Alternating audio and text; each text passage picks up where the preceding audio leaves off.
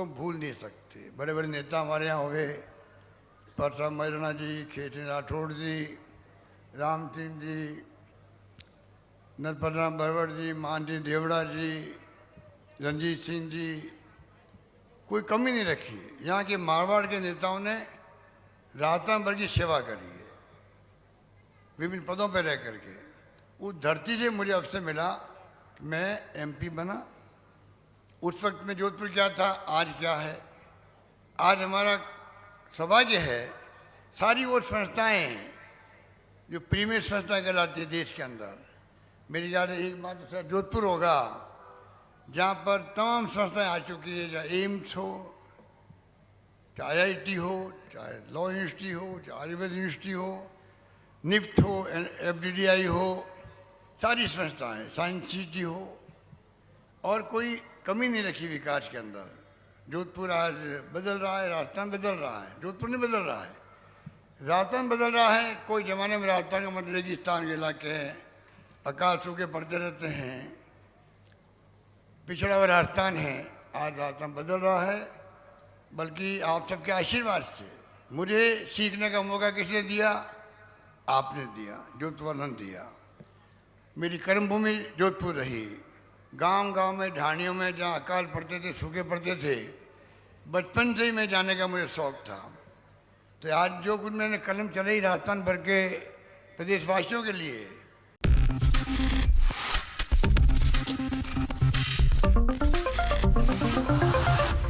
National news में आपका बहुत बहुत स्वागत है। मैं हूं आपके साथ अबरारुल हक रहमान। मेरा खास प्रोग्राम मुद्दा आज का में चर्चा करेंगे राजस्थान की सियासत। दरअसल राजस्थान में इस समय विधानसभा चुनाव को लेकर साफ तौर पर स्थिति जो है वो गर्माती चली जा रही है, और साथ ही ये भी कहा जा रहा है कि पार्टी के विधायक, पार्टी के मंत्री कई बातों को लेकर अब तक कंफ्यूजन की स्थिति में। उनका सवाल ये कि इस समय जिस ढंग से लगातार कई मामलों को लेकर के पार्टी हाईकमान ने पार्टी के नेताओं को सम्मिलित कर एक मंच पर आने का जो प्लान बनाया, उसमें वो कई हद तक सफल भी हो पाए। लेकिन चुनाव के नतीजों के बाद स्थिति क्या होगी, और क्या अब तक जो 10-12 दिनों का समय बचा है, इन दिनों में राजस्थान में कोई बड़ा खेल हो सकता है? क्योंकि अशोक गहलोत कतई ये नहीं चाहेंगे कि राजस्थान की कमान सचिन पायलट के हाथों में जाए। सचिन पायलट जो है यहाँ पर राजस्थान का बागडोर जो है वो संभालते हुए नजर आए, ये वो कतई नहीं चाहेंगे।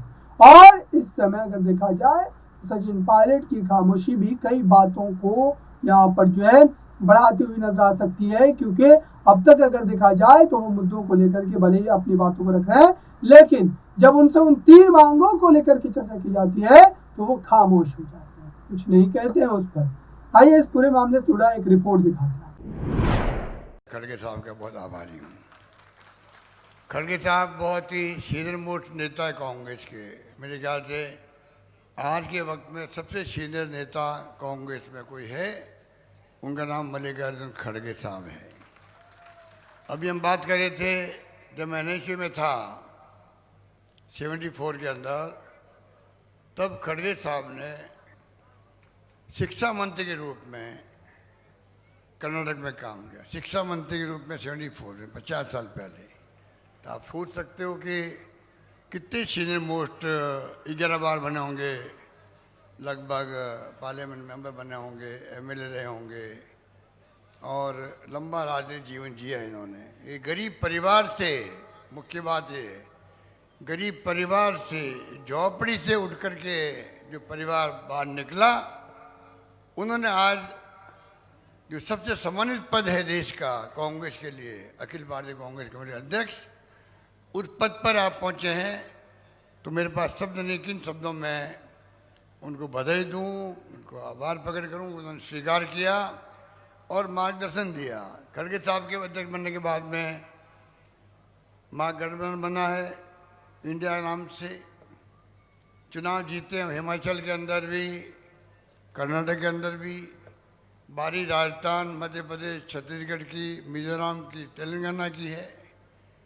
और जिस रूप में आपने काम संभाला है उससे पूरा देश प्रभावित है। ये मैं एहसास करता हूँ, इस बात का हम सबको गर्व होना चाहिए। वो आज हमारे बीच में आए हैं आज ही मैंने फॉर्म भरा है आप सबके आशीर्वाद से, और आप सब मेरे प्यारे हो, लाडले हो। मैं था तो दूर नहीं, मैं कह चुका हूँ। उसी रूप में आप बताइए, मुझे भी जो है पहला चुनाव लड़ा 77 के अंदर में, 80 में आपने मुझे एमपी बना दिया जोधपुर जिले की जनता ने। ये नगरी श्री राजस्थान जयनारायण व्यास की है, प्यारे मियाँ बरकतुल्लाह खान साहब की, दोनों मुख्यमंत्री बने थे जोधपुर से। तीसरा मुझे अवसर मिला 3 बार मुख्यमंत्री बनने का। और जो धरती में आज़ादी जंग के अंदर भाग लिया हो मारवाड़ के लोगों ने, उनको भूल नहीं सकते। बड़े बड़े नेता हमारे यहाँ हुए, परसाम मैराना जी, खेतन राठौड़ जी, राम सिंह जी, नरपतराम बरवड़ जी, मान सिंह देवड़ा जी, रंजीत सिंह जी, कोई कमी नहीं रखी। यहाँ के मारवाड़ के नेताओं ने राजस्थान भर की सेवा करी है, विभिन्न पदों पर रह करके। उस धरती से मुझे अवसर मिला कि मैं एमपी बना। उस वक्त में जोधपुर क्या था, आज क्या है।